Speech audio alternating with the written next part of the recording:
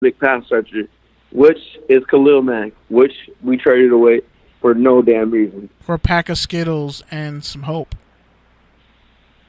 And the fact that we're bringing Martavius Bryant back is like, okay, let's clout chase this receiver for 1 to 3 games, depending on when he gets suspended, because, well, not only did we trade a third-round pick for him, which we cut and essentially wasted, but, well... we gave up a second-round pick, too. Jordy Nelson is washed. Kirk Morrison said it. Kirk Morrison is from the Bay. Kirk Morrison and I share the same birthday. He's a Rams announcer, San Diego State alum. His parents are still Oakland Raiders season ticket holders for like decades. I don't know why. When he calls out Jordy Nelson, it's not just him, saying a hot take for no reason. Like, he's saying you're officially down, BB, former Packers receiver who wore 82. Wide receivers who wear 82 eventually get cursed. I don't know why if you're a wide receiver you would ever want 82. Like, that's literally that's the closest to calling a white person something offensive is giving a white receiver 82. Like, that's their nigga. The Packers let go of Jordy Nelson at the perfect time. They really did. And it looked like they weren't missing a beat, especially against Chicago. And Aaron Rodgers is Superman. As for Derek Carr, the first time I ever saw Derek Carr play was versus the Cowboys in his rookie year at practice scrimmage, an open scrimmage. First thing I noticed from him was happy feet. What I saw on Monday was happy feet. You saw Fresno State. He was not settling his feet. He was anxious. He looked like the same dude who watched his brother take 70 sacks a season. 76 sacks. Exactly. And so the whole thing with Del Rio, like the whole reason why we're even talking about Derek Carr still is because he got all that money. The offensive coordinators, besides that, the offensive coordinators and quarterback coach helped him move past that formulaic, get rid of the ball, dump off. They were starting to move him past that, and for whatever reason, whatever Gruden is doing, that's right. Greg Olsen, the same offensive coordinator they had 2 years ago, is getting Derek Carr back to dumping off the ball and averaging 8 yards per throw. Wow, shocker. Point is, Gruden, Derek Carr, as much hype as we've been hearing, I didn't see it on Monday. And that's like and what? Even when he was 20 of 24 at halftime, I was telling my friend, he was like, Derek Carr's not playing good. He's 20 of 24. And I was like, yeah, bro, you're watching the ball. I'm telling you, you gotta watch where he's placing the ball. It's not just about the completions. His placement has been all over the place. And finally, last point, this might be an indictment on me. I might be the jinx because I wore a Khalil Mack jersey. He got traded. I wore a Amari Cooper jersey this week, so who knows? Coop might get traded. Because guess what? Coop's deal's up. John Gruden's already proven he doesn't want to pay his guys. He doesn't give a crap about Reggie McKenzie's guys. But he did get paid himself. Yeah. So honestly, is Amari Cooper going to be there next year? I mean, they might trade him for a 7th-round pick. Not if he plays like he did on Game 1. And to be honest, if you trust Pro Football Focus, which if you listen to the show, me and you go back and forth, depending on the week, if we trust Pro Football Focus or not. You hate them. But regardless, I don't hate Pro Football Focus. Shout out to my boy Austin Gill. Shout out to other people I know at Pro Football Focus. I'm joking. You treat them like Supreme.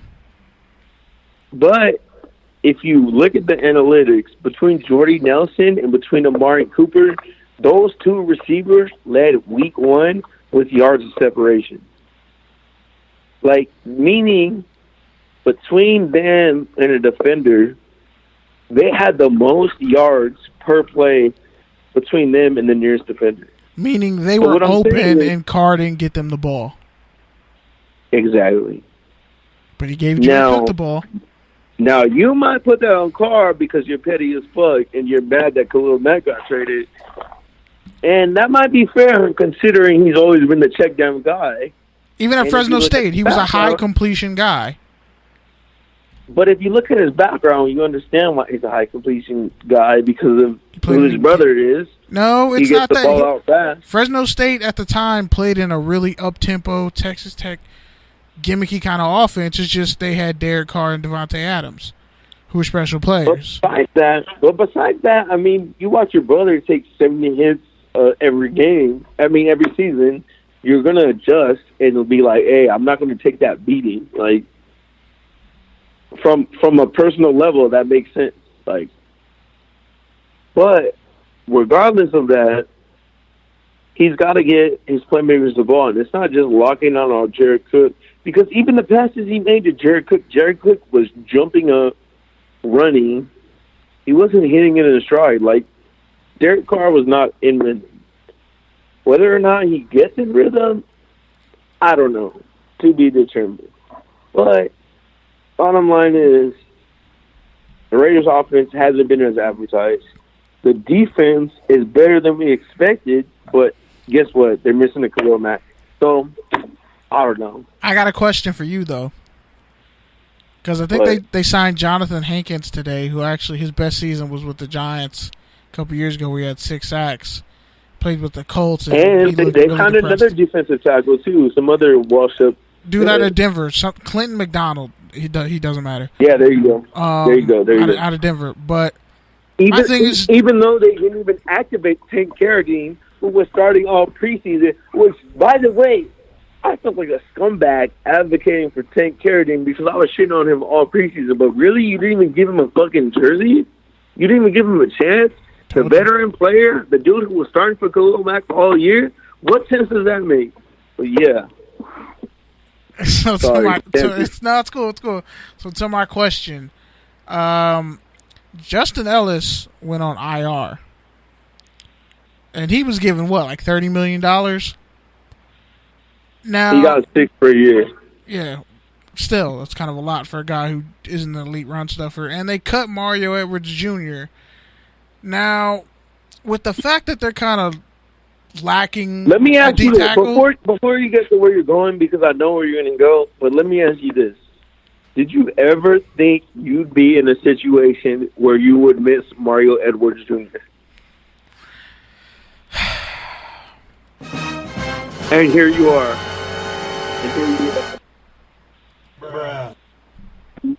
And that's the status of the Raiders organization. I'm over here. Him and Tank Carradine both went to Florida State, too. Like, are you kidding me? Like, I really miss Mario Edwards Jr. Are you fucking kidding me? I never thought I'd say this. Go ahead. Finish your question. Yeah. All right. So, with the fact that they literally they lost him, essentially, and now they have to play Hurston Hall, do you think it's just better if John Gruden tries to trade Carl Joseph to a team to get a pass rusher back? Because he was a first-round pick. I mean, and if so, where do you think he could possibly land? Because he didn't play at all. He played, I think, maybe 6 snaps, and he wasn't hurt. I don't know. I can't answer that to you because same thing with Carl Joseph. He got a lot of playing time in preseason. We were expecting him to start. We were expecting him to be in the rotation. He didn't get any playing time week 1. Then he got Frosty Ruckard. We don't know why.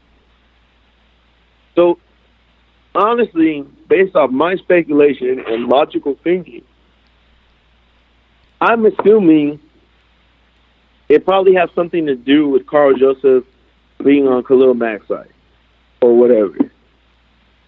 So, it has something to do with that, in which case we're already seeing Gruden, week 1, dividing, potentially losing the locker room.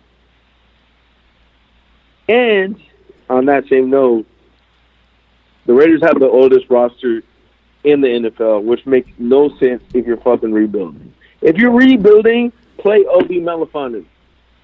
Like, play Mario Edwards Jr. on a contract year. Like, keep David Sharp. Bring him as a second tight end. Bring him as a right tackle over Odas Damopin. If you're rebuilding, rebuild. I've been through a rebuilding process. You've been through a rebuilding. We know what a rebuilding process looks like. We're practically experts. Fine. We hate it, but we understand it. Fine. Play your young guys. Build through the draft. And honestly, that's the biggest issue when you really look at it, and that's why that's why you and I are having such a big issue with being Raiders fans in 2018. I'm no longer a Raiders fan. Yeah, you are. You're always going to be a Raiders fan, regardless of if you want to affiliate or not. You're always going to be a Raiders fan. Part of me was like hurting when they were getting their ass kicked. I was like, come on. But part of me was happy as fuck. Yeah, like because they deserve it. Like part of me was like, I'm glad you're getting your face kicked in, but it's like, come on, stop it. I felt like Rocky. I felt like Apollo's trainer. Like, throw in the damn towel, please. Please stop hurting them. It's not fun anymore. And even when the game was close, I mean, you knew it was only a matter of time before the Rams stopped together. Because not only are the Rams a contending team with a lot of talent, but they have a good coach. Like, they have a plan. They have a strategy from the top down. And they pay all their players. Well, of course. But besides that, and we know that through Dan Kroenke, through Les Snead, through Sean McVay. Bro, he flipped a soccer team to get Aaron Donald paid. Well, honestly, and shout out to, I love to shout out ESPN LA people. Well, shout out to Travis Rogers. He doesn't get enough love on ESPN LA. But he brought up the point. Aaron Donald was in the same situation as Khalil Mack. Never once did you hear Sean McVay say, our defense was better he doesn't without want to him. be it. No, well, that, and he never said, Aaron Donald doesn't want to be here because he doesn't show up to OTA. Like, even last year when Donald was holding out and McVay came in, we never heard, Donald doesn't want to be here. But for whatever reason, Matt got that whole narrative painted about him. But John Gruden's a media figure, and he's media trained, so he knows how to flip a narrative or create a narrative in misdirection. I think that's why the whole time. But we're not buying it. Yeah, speaking of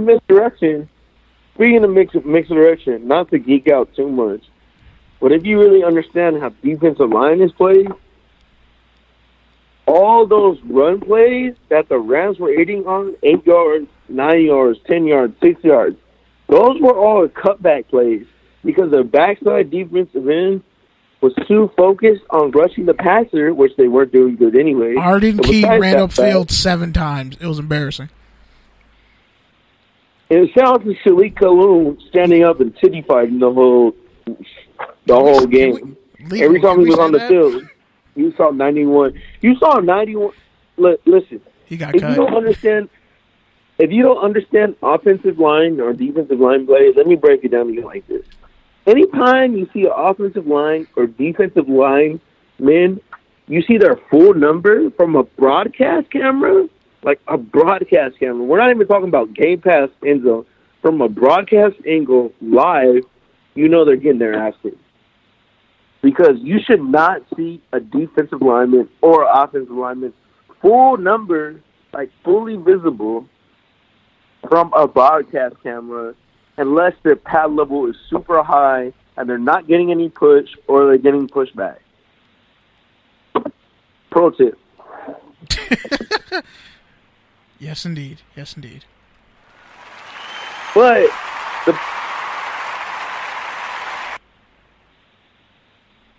the point is, man,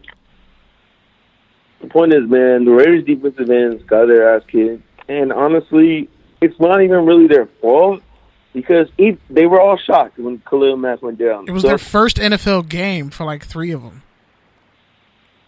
Exactly. And it's unfair to put them in that sort of situation, especially like P.J. Hall,